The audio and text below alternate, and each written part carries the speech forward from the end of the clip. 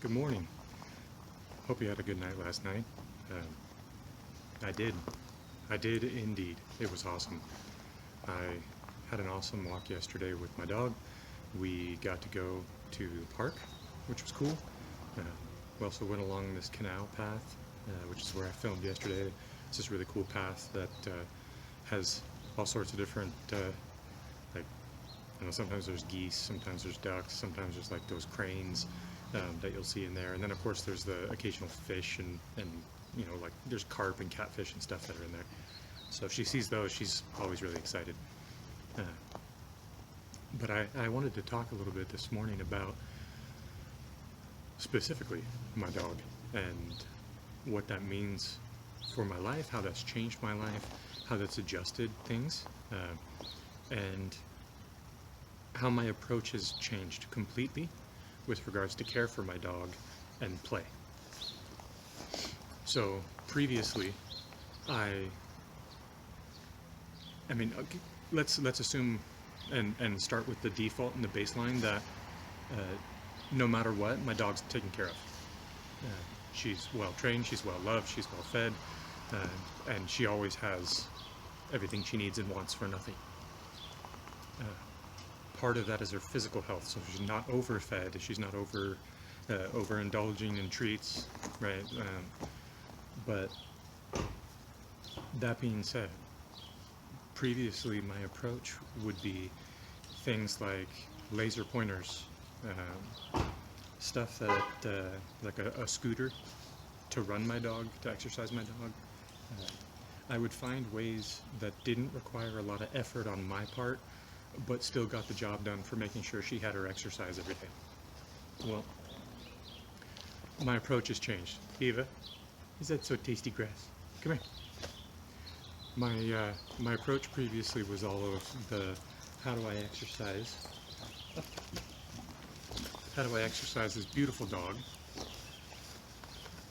with minimal effort, and now it's how do I get this beautiful dog the exercise she needs while still making it so that way I'm burning calories and exerting more effort myself.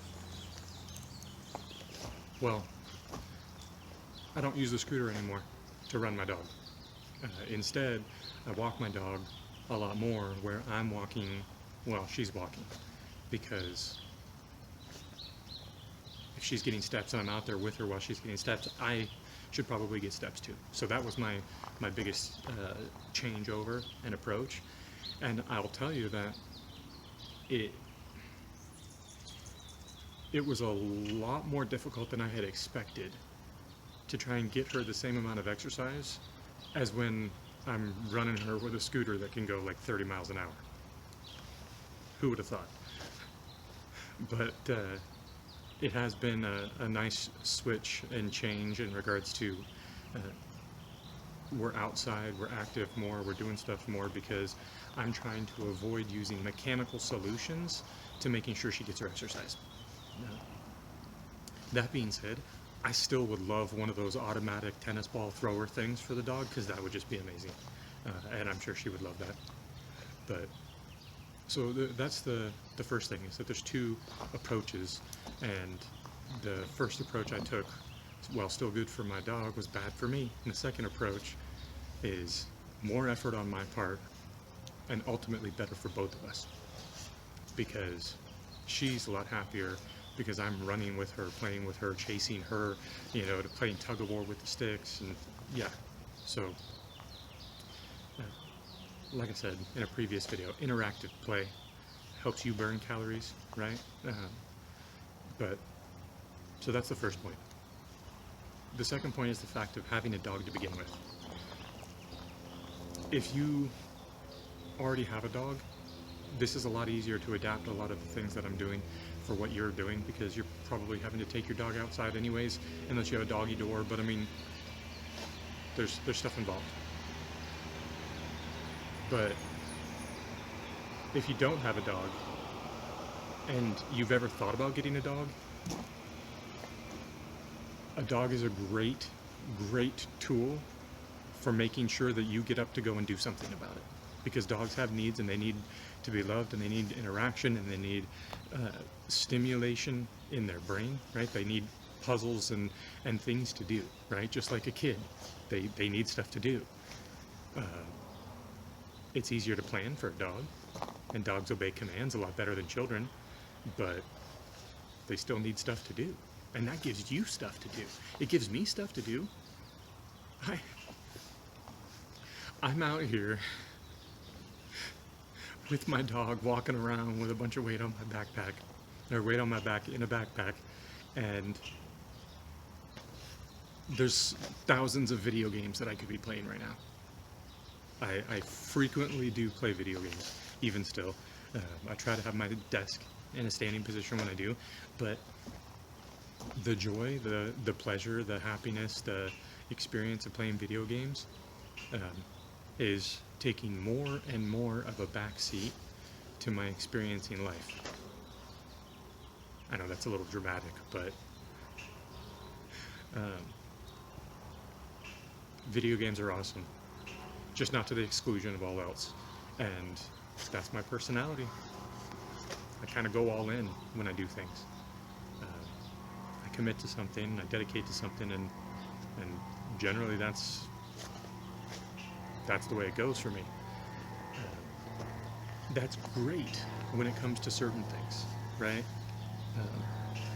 I am all in when it comes to my dog. But it's really bad to be all in when it comes to sugar and desserts too, right? So it's like you gotta pick where to apply that personality trait.